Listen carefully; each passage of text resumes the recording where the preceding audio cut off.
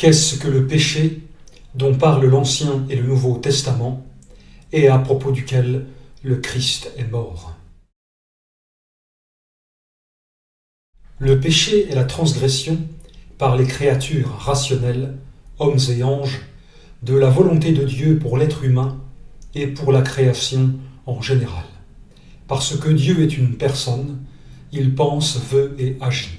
Le monde a été créé par lui selon des intentions pour chaque chose, ce que nous appelons sa volonté dans un sens général.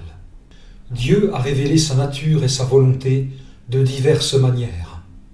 À travers la création, qui manifeste sa puissance et sa divinité, à travers la conscience morale, qui témoigne de sa volonté au cœur de tout homme, à travers les révélations qu'il a accordées aux prophètes et aux apôtres, dans les Écritures inspirées, et enfin par l'action mystérieuse de son esprit au cœur de l'homme.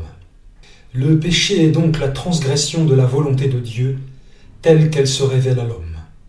C'est, au sens propre, la transgression d'un commandement.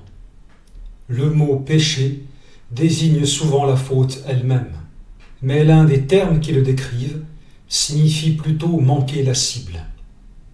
Le péché est le refus de la créature d'accomplir le dessein de Dieu pour elle. Au fond, le péché procède de l'ignorance volontaire de Dieu, qui s'est pourtant donné à connaître afin que l'homme mène une vie bonne.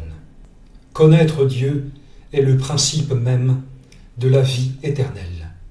Le péché consiste ainsi à revendiquer une autonomie et une indépendance qui refusent la condition de la créature et s'opposent à la volonté du Créateur.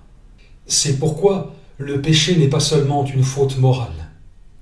Il est d'abord une rupture avec Dieu lui-même qui est la source de la vie et de la vérité.